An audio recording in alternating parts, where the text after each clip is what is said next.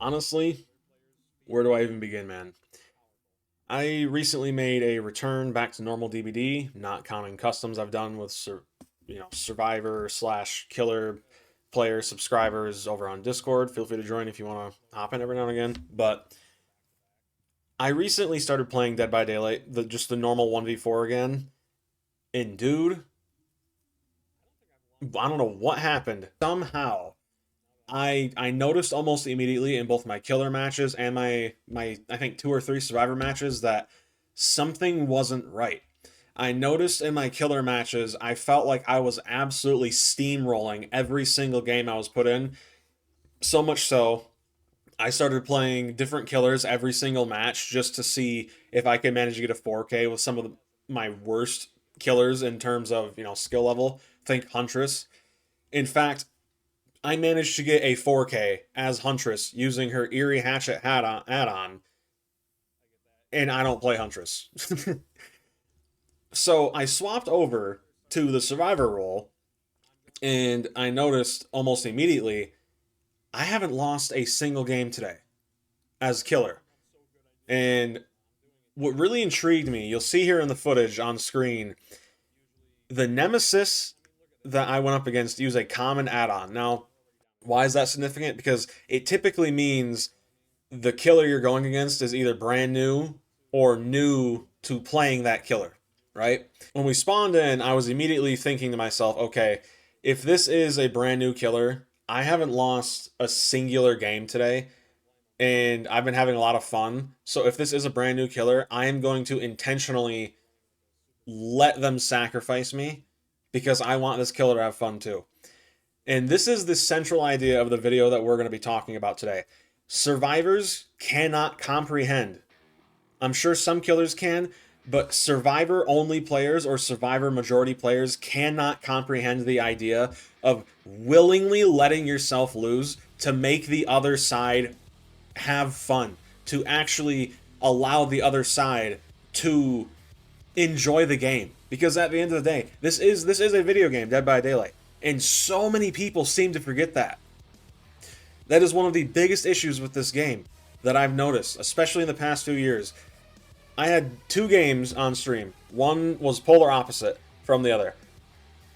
My most recent stream, the clips I have on screen are from one of my later streams, but my most recent stream, very first killer game I got, 4-man Swift, TTVs, stakeout hyperfocus, toolboxes. The game ended in basically 10 minutes, but the reason why it took so long for it to end is because I actually started, pressuring gens, and these guys basically had wall hacks the entire time because they were on comms. They were telling each other where I was, and every single time I went to a gen, they would just run away. And because I was playing Myers, I couldn't keep up with them. There's nothing I could do. Eventually, I decided, you know what? I'm not going to sit here in a 3-gen standoff for half an hour. I'm just going to commit to one, get one of them out, and call it a day. And that's what I did. The moment I stopped pressuring those generators, they just done almost instantly. I mean, you go from seeing a generator at 0%, leave for 30 seconds, come back, and it's 99. What are we doing? But on the flip side, playing Survivor, because I am a majority killer main. I've been playing killer since basically 2018.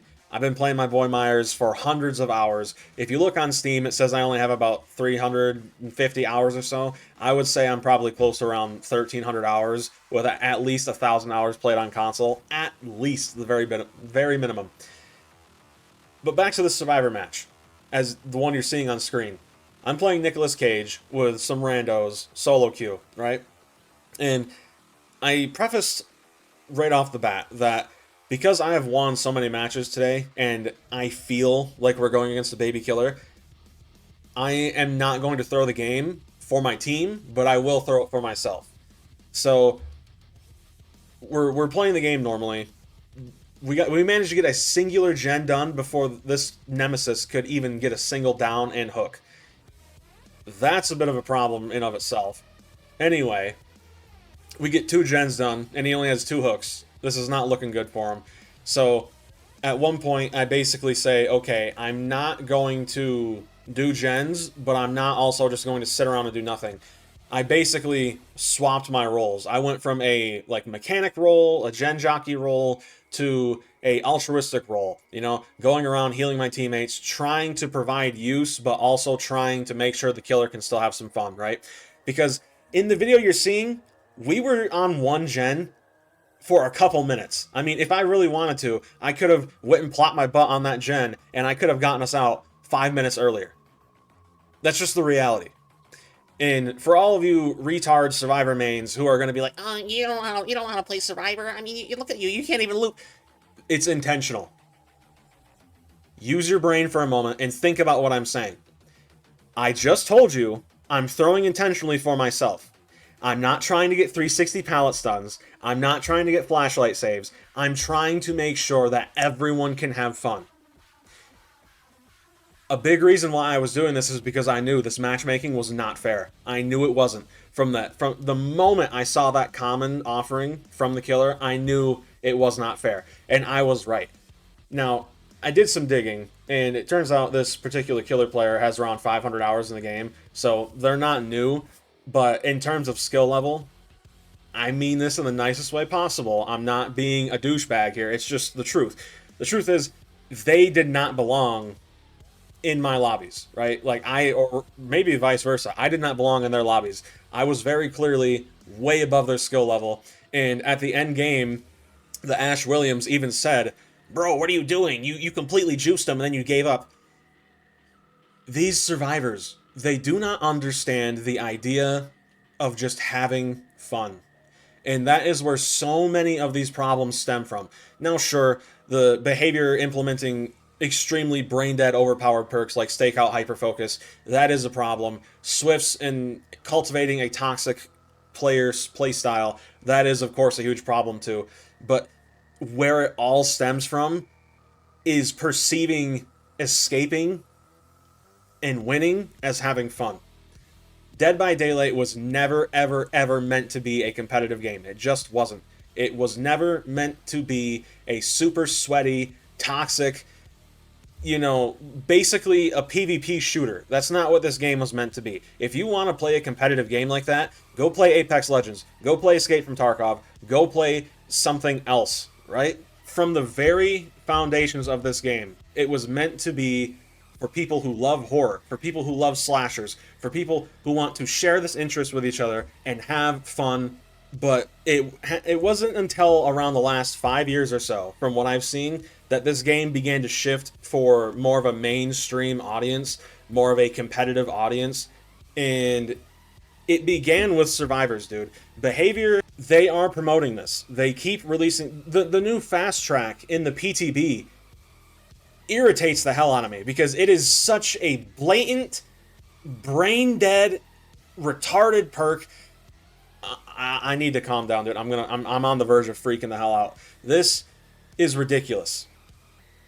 It just is. In the grand year of 2026, people cannot comprehend good sportsmanship. They just can't. If you are basing all of your fun on bullying a killer, on bullying survivors, it depends. Like, you know, if both roles have a say in how games go. Survivors hold more power if they're in a Swift than the killer does. But if a killer is going against maybe a 2-man Swift or a 3-man Swift, and they're only running like maybe 1 or 2 meta perks, the power is kind of 50-50. But if you as a killer are going against a full 4-man Swift and they're all running meta perks, the game is over before it even begins. And I just can't wrap my head around these people who play this game and somehow find fun in just ruining someone else's evening. I don't get that. That's never clicked with me. Whenever I was playing DBD when I was younger, when I was in school, you know, playing it on my Xbox, I played DBD because of the horror characters in it. And I played DBD because it was a funny asymmetrical game. Gen rushing has always existed, but it wasn't as prevalent back then. The brand new parts for gens used to complete them instantly, but that never really made it to console. That was kind of a PC only problem, right? And back when I played back then, the biggest problem was P3 Claudettes. I mean, they would just sit in corners. You could barely see them, right? Man, I sound like an unk right now, but that's besides the point. The point is, people back then actually had fun in this game. You know? Bullying wasn't nearly as common. And when it was basically just a pallet stun or a flashlight save. Which is whatever, you know? It's gonna happen, right? It's inevitable. It's in the game, but that doesn't mean you should abuse it. That's the whole point I'm kind of getting to here. Survivors will go against killers using full meta builds that are C tier, D tier, and below, and still treat them as if they're the top A to S tier, but then cry and complain and moan like little babies when they keep going against blights, ghouls, nurses. It drives me insane, dude. At the end of the day, Swifts, you have the power to change your games. You can cry in the comments, you can, rip your eyes out of your head, you can rip hair out of your head, cry, cope, seethe, that's the truth. You want to see less of the same killers running the exact same builds, running the exact same loadouts, playing the exact same way, then quit doing it yourself. Because I know when I play as a killer, if I'm playing a game and I spot an odd man out, I instantly, in my mind, don't take my word for it, check my past VODs. It's there. The proof's in the pudding. If I see an odd man out, and I'm thinking to myself, I don't think he's a part of the team, or maybe he's just not as good as these other guys, I almost always let them go. I almost always do. Right off the top of my head, a game I played 2 days ago. It was either 2 days ago or it's a few days ago by the time you're seeing this video. I was playing as a Singularity. There was a Dwight. I thought he was a baby Dweet. He had, like, some P clothing on, prestige, something. I forget what it is nowadays. But I picked him up, and I threw him on the hook. He had probably the shortest chase time of any other survivor there. And I noticed immediately that whenever I downed one of these other survivors, they immediately started cultivating around each other. But they never did that for the Dwight, right? The TTVs are living up to their names. And because of that, I immediately realized that is not fair to that Dwight. That is not fair to him at all. Why should I tunnel him out? All because his teammates are playing like douchebags and basically are just letting him die, right? They want me to tunnel the Dwight because he's not a part of the Cool Kids Club. I hate that. I hate it so much. It irritates me so bad. It's literally like bullying in real life. I can't stand it, dude. I cannot stand it. It makes me just want to literally break something. Nothing gets me that irritated. I hate what they do. Hate is a strong word. I try not to use it, but there is one thing I hate in this world, and that is the act of bullying. I cannot stand it. I cannot stand when someone picks on someone else over something they either A, cannot control, or B, just in general anything, right? Like, I cannot stand it. So when I as a killer see stuff like that, my gaze immediately turns from the one who's being bullied, by their own teammates, keep in mind, to them. And I tunnel them out like hell. I get them out of the game as soon as I can. And if I do manage to down that last survivor that I'm trying to keep alive, I almost always either give them hatch or let them open the exit gate. But fight. Why do you do that? You're intentionally allowing your MMR not to get high. I don't care about my MMR, dude. It's a video game. I don't care about whether or not I win or lose. Whether it's a killer game or a survivor game. I want to have fun.